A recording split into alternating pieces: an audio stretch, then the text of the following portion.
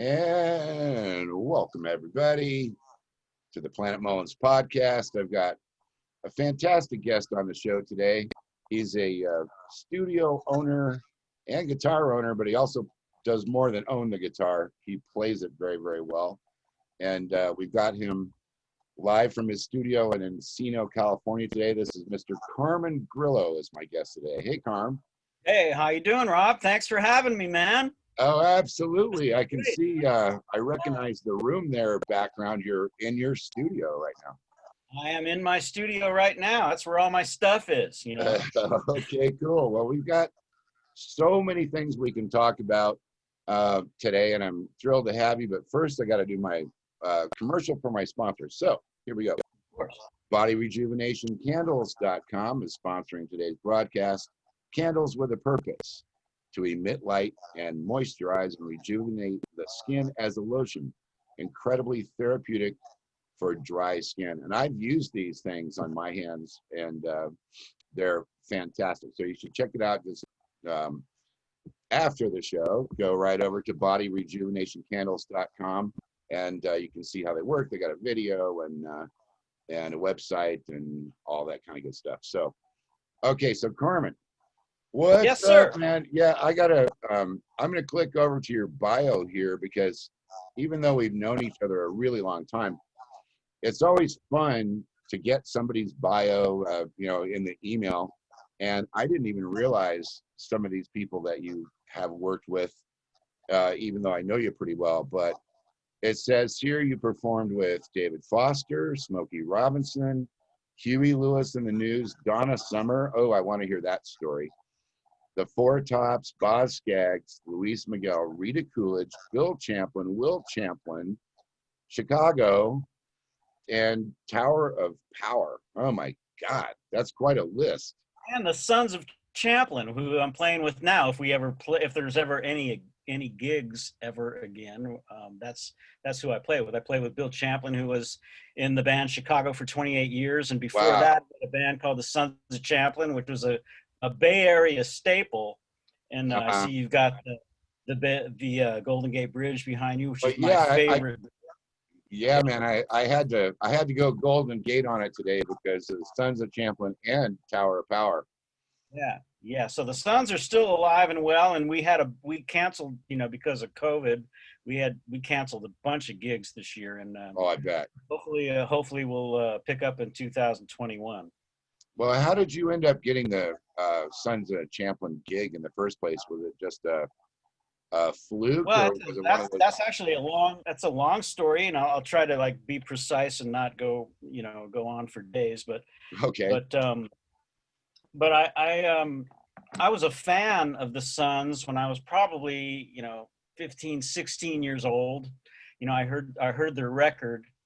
I went to some little high school party, and I heard this thing, playing on the record player. Remember those record players? Oh yeah. And so I heard this thing going, and I heard the singer. And I'm going, oh man, this is great. And I heard the horns and this music, and I'm going, wow, this is what I've been trying to find some, where do I fit, And so I heard this thing for the first time and got really, really excited, and literally went over to the turntable and just who is this, and just kept going around, and it said the Sons of Champlin. So I kind of, I heard that they were playing at a place called Town and Country Lodge in Ben Lomond. And I had played there a bunch of times before. I was underage, so I had to call the guy who booked us there and say, hey man, can I just come and sit in a chair in the back, and I won't move, I won't drink, I won't do anything, but I want to see these guys. So I saw them for the first time. It was probably 1970 or 72 or something like that. They've been around a long time. Yeah, and I was blown away. It was just their guitar player, Terry Haggerty, was just one of the most incredible guitar players I ever saw. Still to this day, that concert, I mean, Terry was on, and when he's on, forget about it. He can just destroy everybody. He's just incredible guitar player. And the band sounded great, and it was just a really, it was just, again, I'm trying to find my way through the music world. Where do I fit in? What kind of path am I going to take? So, soon after that, well, not really soon, maybe a couple of years after that, um, I used to play this place called the Bodega in Campbell, California. So, so the guy who booked the bands there called me and said, "Hey, would you guys like to open up for the Suns?"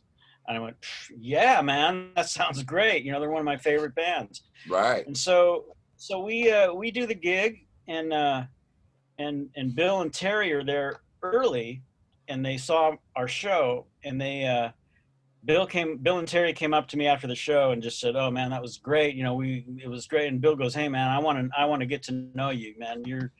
You're something else, So he goes, "Where do you live?" I go, "I live in Santa Cruz." He goes, "Well, we're playing there tomorrow night. Why don't you hang out for the rest of the show? I'll drive you home." And Oh, so, great. hey, cool. So all of a sudden, this guy who I, had a lot of respect for, is, saying, "Hey, I'm going to give you a ride home."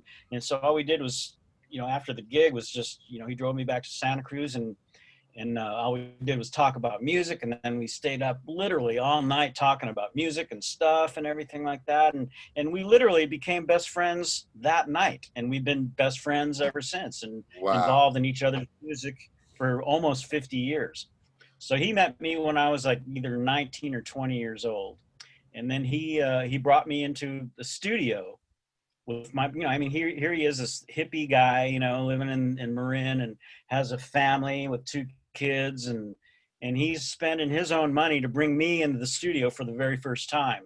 I'd never done anything in a real studio before, so he booked this place called the Blue Room, I think it was called, in San Francisco, and we all Uh-huh. showed up, and we cut a three-tune demo, and it was really exciting, for me, and again, me and Bill just became really good friends. And then I moved later, and we played a bunch of shows together.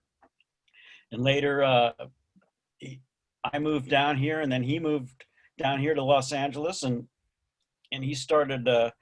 He was a little farther along in his career than I was, and still is, for that matter. And he started bringing me in on vocal dates, with David Foster, and doing all these different vocal dates and stuff like that. He goes, "Man, we need a third guy." So I started like doing all these records back in the 80s and early 90s, and yeah, so he kind of took me under his wing, and we knew each other, and he broke up the Suns in 1970 something. I can't remember exactly when, maybe 76. Hmm. And then he restarted them again with a guitar player named, well, he went back with Terry, and then Terry and him, I guess, had some kind of falling out or something. And then he got this guy, Tal Morris, because he wanted everybody to be in Marin so he could just kind of go into town and, Right, and, sure. and go up, and everybody's there, and, he didn't have to like fly people all over the earth. But anyway, Tal got the gig with Creedence Clearwater Revisited or something like that. And so he was gone and making bread. And Bill said, "Hey, man, you're the only guy that I know that could cut this gig. So, you want to do it?" And I said, "Yeah." So I've been in the Suns since 2007. Wow, incredible, man. We do like, 10 shows a year or something like that. It's not a bunch, but we still have a great following in Northern California, especially. Hmm. And they were like the best band that never really made it out of that whole thing with Jefferson Airplane and the Grateful Dead and Big Brother and the Holding Company and Quicksilver Messenger Service and all those groups back then. And they're the only ones that really didn't break out, and their music is just too sophisticated for people to understand, and Well, yeah. Well, speaking of the Sons of Champlin, a couple of years ago, I was in the studio there with you, and Mhm. literally a son of Champlin, Will Champlin, Bill's son, Right, yeah. was in there, and we were recording him. And during that time, he was on. Was it The Voice? Was that the It was show The he was doing? Voice. Yeah, in the top three finalists in The Voice. Right. And And what a voice he has. I mean, what a talented cat the Incredible. son Will is. I mean, he plays piano and he plays guitar and he writes great and he sings great and he's amazing. Yeah, he's a force to be reckoned with, for sure. Right. So, well, since I've got the uh, Bay Area Bridge up here, let's talk a little bit about the Oakland band Tower of Power, because I know you were the guitar player in that band for how long was it? Like 10 years or so? 10 years. Yeah. I Wow. was 10 years of great gigs and great times and great guys and really my favorite music ever. That if you haven't ever seen Tower of Power live, it is one of the best shows, no matter who's in it. They've always got the best guitar players, the best horn players, the best singers, and you know, there's been a lot of people that's gone through that band, but anytime, any version you see of that band, it's just amazing. You know, they've always attract the best people, you know. You know, what I thought was so interesting about them, because I heard them when I was younger, like in my teens and stuff, was the kind of arrangements that they did, because the ensemble, the way everything fits, just the way Garibaldi would play the drums and the way that Rocco like put the bass around that, and then all the vocals and those horn parts, and the guitar was always just right. Like when you got that gig, it's a well-oiled machine, and anybody who ever has been in that band for any length of time, I think the secret of longevity and being in that band is to respect what came before you and then bring what you have to the table, you know. But you got to respect what was there before you, because that band, there's not a lot of room for improvisation and stuff like that. I mean, everybody gets a solo and stuff like that, but as far as the structure of songs and what you play during that structure, it is pretty much got to be verbatim like that every night, or it just doesn't work. I mean, it's a 10-piece band, and everything is this plays off that, and everything is just really, it's a precision instrument. It's like an engine, you know. right, right, yeah. So, you know, those kind of gigs, some people like doing those kinds of gigs, and you know, the really hardcore jazz guys don't really enjoy those kinds of gigs that much because it's too repetitive, you know. Right, And I right. think, And I that was think, kind of my reason for moving on, is I really felt that, you know, although that it was incredible fun, and I got to write tunes that were on their records and stuff like that, and go all over the world several times, and it was wow, all really, really great. But as a musician, I felt I wanted to do more, you know, right, and I took a chance, and you know, and I started getting into my recording career, and focusing on that a little bit more. So I opened up my studio after I left the band in 1997, and I uh-huh, opened up my studio in I think 1998. And you know, it just started really for my own self, and then all of a sudden people came over and they wanted to work. You know, I'd have other people play on my songs, and then they would go, "Hey man, I'd like to record here," and it just kind of just blossomed. So, you know, that's kind of what's keeping the lights on now, thankfully. right. And Well, I think it's one of the, besides all of the vintage gear and the amazing B3 organ that you've got there, and I played on your grand piano a lot. The you thing that have. I really love about your studio is the feeling of it.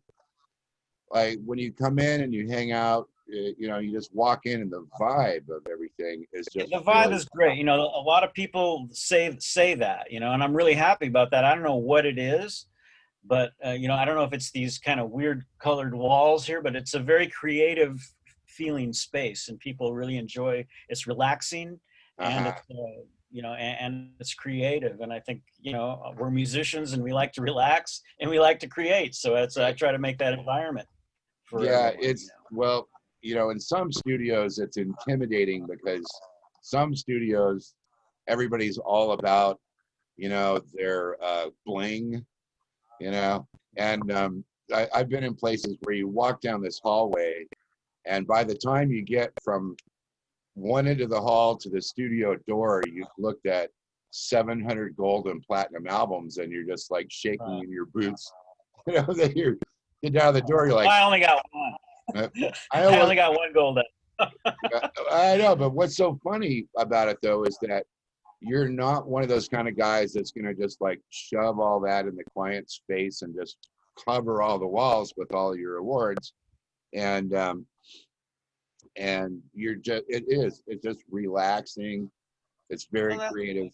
that's Um, great to hear, and thank you for saying that. And other people have said that too. And And like I said, I don't really know exactly what that is, but I would like to think that maybe I have something to do with making people feel comfortable too, because, Well, I I noticed. mean, you can look at I it, and noticed it's in. I noticed in it's the. Yeah, I noticed in this difference between you and I and our personalities, um, is that you're able to, I think, be more diplomatic with people. Sometimes I have trouble with, the whole diplomacy thing in a studio right. environment. I get that. I get that. And I don't know how that came about, but I'm thankful that I am that way. And I have had actually people call me and and have their clients come over here. And I remember one person saying to me, I think you're the right temperature for this person.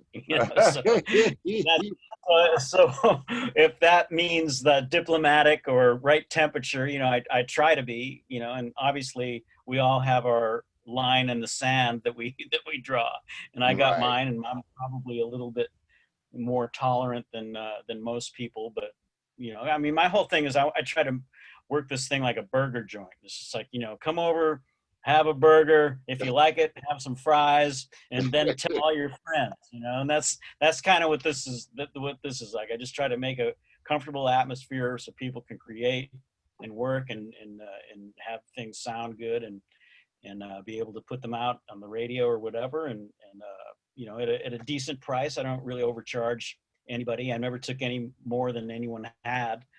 Well, I've always been impressed that you have a philosophy and a motto, which is that you don't want to ever have an unhappy client. You're always Yeah, willing to do that, to go that extra little bit or whatever. And sometimes I'm sure that has to be a little bit annoying because you'll it finish is. something and everything will be great and you'll send it off, and then they come back and they say, "Oh, no, no, no, we got we got to do Yeah, more." And then how do you deal with stuff like that? one thing that Al Schmidt, who's like an incredible engineer, he's been there at Capitol for I don't know 50 some years, Wow. and he said he said whoever. Whoops, sorry about that. Hey now. Okay, he said whoever is writing the check is the person who's right. Uh-huh. So that's the way I look at it. It's like, okay, you're writing the check, so even if I disagree with you and you're basically paying me to do a service for you, and to do that service and make you happy, Right. I will do Service. it. Yeah, Yeah. it's a service. Yeah. Well, In my clients, the clients that I've had, I mean, occasionally I get somebody new, but I've had the same clients for years, over 10 years, most of them, and uh-huh. some of them longer. Well, I've been coming over there since I brought my Storyteller album there to be mastered That's right. in 2007. And uh, that's been 13 years, but it's amazing. If we were to go back to the list of all the projects we've done together, that would be like Yeah, a whole another hour right, of right. interviews. We've done We've some done a ton of really great stuff together, man. I'm glad you like to come over here and work, because that's really fun for me to, we always have some great laughs, and your musicianship is just, top notch, and I just love hearing you play. Once I dial everything in, I become the audience for you, because I just really love listening to you, man. Well, one thing I wanted to, just on a technical standpoint, for some of my students that I always recommend to watch the podcast, like, how did you get the technical side of it to where you went from being just, an engineer to knowing how to make it sound like the radio? There's like a Wow. difference Well, between, I think it's just years and years of doing it and research and being on both sides of the glass, meaning that, if you don't know what that means, I mean, I've been a guitarist and a vocalist for, ever since I came here to LA and before. Mhm. And coming to LA, I got the opportunity to do a lot of studio work as a guitarist and a vocalist. And, just seeing how things work and how things sound and how everybody gets the great headphone mix and just ask questions, and read a lot and really self-taught, but really read a lot and asked questions, to guys like Al Schmidt and other people at that level, and because those are the kings of recording, and they know all the answers, and just just by doing, just different projects and trying different things, and like the piano you mentioned, my grand piano, Yeah. I mic'd that thing probably 100 different ways until I settled on the way that I mic it now, and it's just like it's trial and error, and it's just like a lot of these people come out of the recording schools and stuff, and they're excited and they're ready to go and stuff. But I gotta say that I've had a couple of those people here as interns, and they just don't have the experience. There's recording. I guess you can learn a lot of stuff. I never went to school, but I'm sure you can learn a lot of things from books and stuff like that. But until you are hours and hours and hours in front of a console and doing different things, there's times when I'll record a cello a certain way and I'll go, oh, that's like the best cello sound I've ever gotten, and then the next cello player comes in here a week later and I do everything exactly the same and it doesn't sound good at all. So it's just like the ability to like go, okay, that's not working. I don't know why it worked last time and it's not working this time. A different guy, different cello, different molecule in the air. I don't know, but it's just like if it's not working, you got to make that decision and change and let your ears tell you what to do. And the music will tell you what to do. You don't have to like force anything or put your too much input on anything. It's just like the music tells you what to do. All you got to do is listen, and listening is the big part. Well, when you talk about these various aspects of it, one thing I wanted to mention that's been interesting in this past like 10 or 15 or 20 years, and especially going now into like the COVID period with the pandemic, most of the studios that I worked at all through the 80s and the 90s and into the zeros, they're gone. Like 90% of them didn't make it, and so I think it's just a heck of an accomplishment and a testimony to your skill set and the quality of your work that you're still in business, because most every place is gone. That's true. Well, the bigger studios are gone a lot of because of the software, since everything is now computer based for the most part, the software is relatively cheap and anybody could buy it, and so people don't have to go to a studio anymore to record. Billie Eilish's album was recorded in their basement or in their bedroom or something. So and that's the number one record, and you can do things at home that you could never do before because of technology. So a lot of the studios closed for that reason. Of course, my studio is not big enough to do a film, orchestra or something like that, so there still are studios in Los Angeles and other places that accommodate, live musicians. And I do a lot of live stuff here too. My drum room is great, and most of the stuff I do here is live musicians. Well, and that's my favorite way. Yeah, to me, four or five people in a room playing together, that's music. That's what it's all about.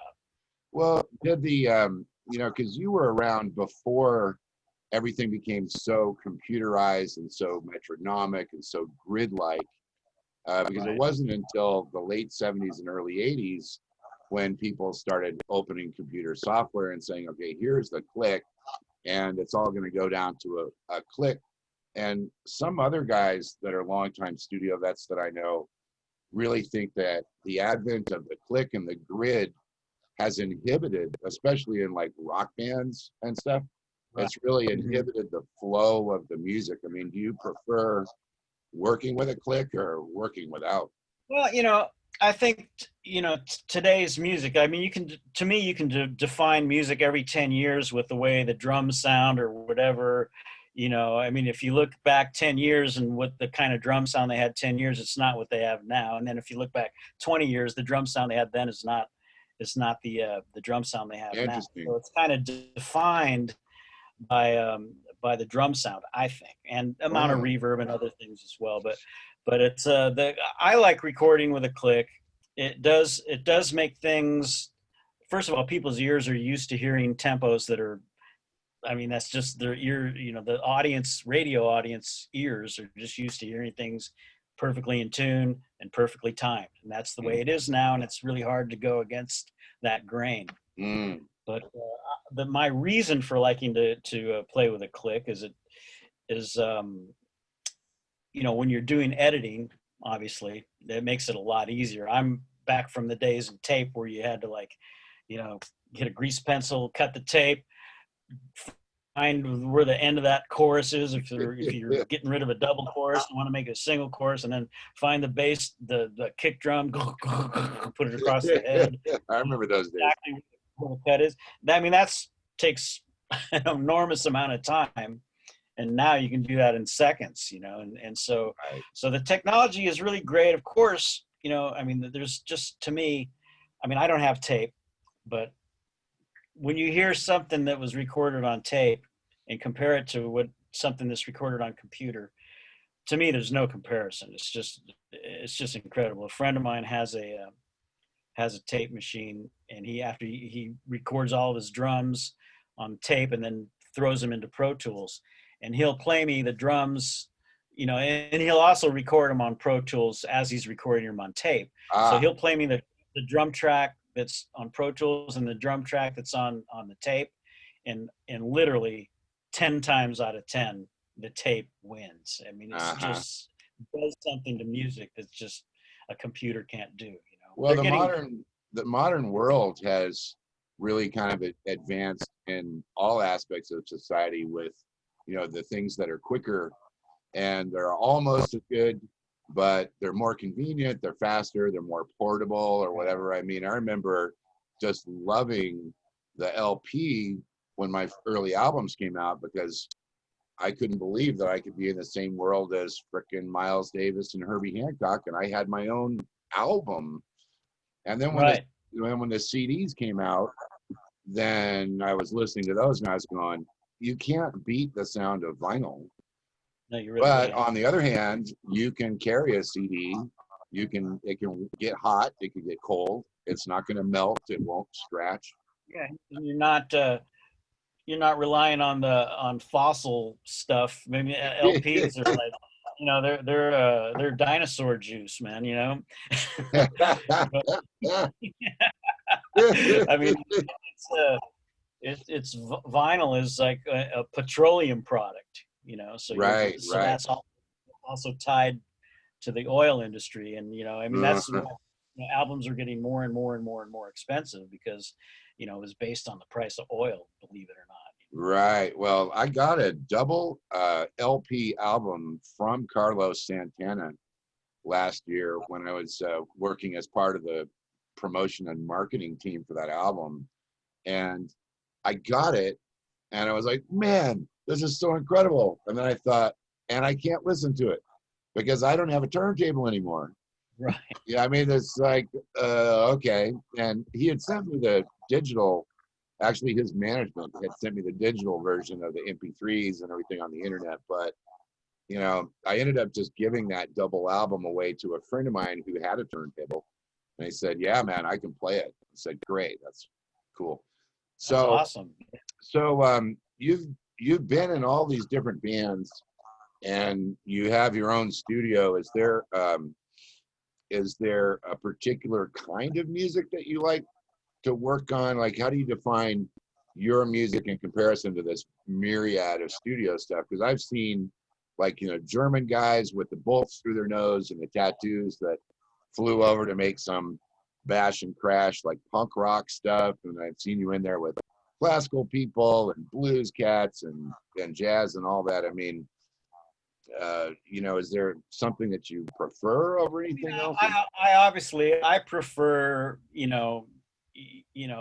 playing with like the recording like the best guys in the world, which are usually jazz musicians or great rock musicians or great singers and stuff like that. I mean, as far as music goes, I really don't, as far as recording goes, I don't favor recording one kind of music more than another kind of music, but as a musician, I prefer playing funk and rhythm and blues more than I do, you know, country or rock. Even though I can do that. I like playing rock and I like playing country, but really where my heart is in funk and in R&B and blues. You know.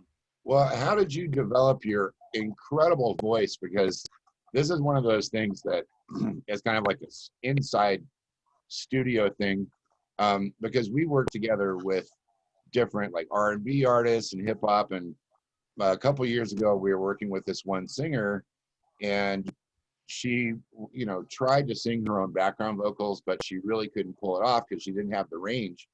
And you were just like, oh, no problem. I'll sing all those parts.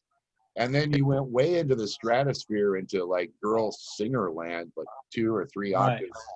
I mean, how did you develop a voice like that? You've got like a 5-octave range, and you're I great. have a very big range, and my falsetto. That we're talking about my falsetto, which I call Right. the girls. So a lot of times I'm doing 3-part girl harmony, and you know, I can sing really high, and my falsetto is warm and pretty accurate, so I can do a lot of girl parts. And you said you wanted to talk about the Donna Summer stuff. Yeah. I recorded one of her albums called The Wanderer. That I just heard they're doing like a remix of it or something like that. So maybe there'll be some more money down the line for me. Wow. Who knows? Cool. Who knows? That's kind of a cool thing that they're remastering it. But there was I'm a good mimic too. I can mimic other singers pretty well. Mm-hmm.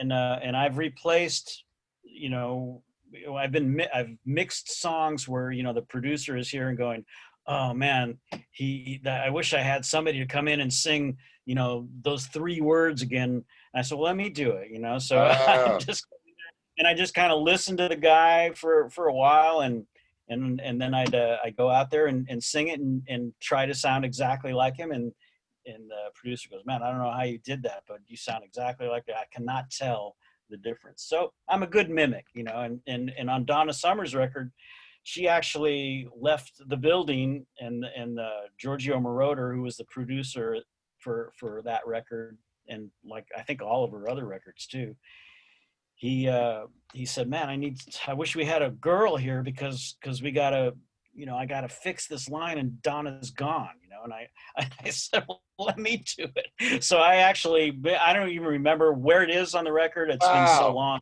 but there's actually, I don't know if it's a line. It might be just a word that I think, if I recall right, it's just a word. But I went in, punched in a word, and tried to sound like Donna Summer, and I guess I did because it's there somewhere. So, and as far as developing that, you know, it's really hard. You know, the whole thing with me starting to sing, I was a guitar player before I was a singer. mm-hmm. I started playing when I was 10. I started playing guitar when I was 10, and I was in bands when I was like 12 and 13. And I think when I was 13, you know, we had a singer, and then he left the band or something like that. And so, you know, we're like, well, what are we going to do? I said, well, I don't know, you know, and, you know, and somebody said, can you sing? I said, I don't know. I'll take a whack at it. You know? And all of a sudden I was the singer, you know, so I just kind of, there was a very long road from where my parents used to live in Santa Cruz mm-hmm. to the main road where you catch a bus or hitchhike or whatever. And I used to literally walk that road, you know, after school and before school, and just literally practice singing songs that whole way all by myself, and, you know, no one around. So I was not intimidated by anything. There was just a bunch of trees and cars every once in a while. So that's how I worked on, my voice. And, you know, just again, years and years and years of doing it, you're supposed to get better at it. So that's hopefully what has happened. You know? Okay, well, for all of my listeners out there that are studio people and they want to, you know, be able to be in contact with you, do you have a website or an email where they can send you like a nasty letter? Oh yeah, absolutely. Okay. You can throw tomatoes at me through the computer screen. Yeah. Right.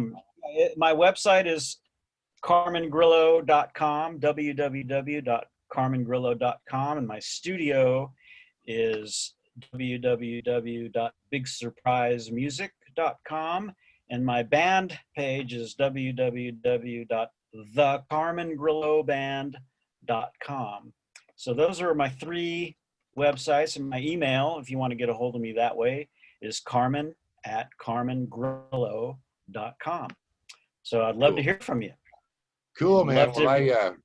I can't thank you enough for coming on the show today, and I'm just grateful for all of the amazing times that we've had there at your studio, and we'll continue rolling Many more, and sure. doing a lot Yeah. more into Like I the said future. before, I always love having you over because once I get you dialed in, I'm the audience and I get to hear you do amazing piano things, man. And it's just a pleasure to have you over and be your friend. And I'm glad that we met, man. Yeah, we can thank Larry Antonino for that because he's the one that introduced us. Right, All right, man. brother. Well, thanks again for Man. being on, and have a wonderful rest of your day. And All right, Rob. Thanks for having me, man. you got All it. right, my friend. See you later. Bye bye.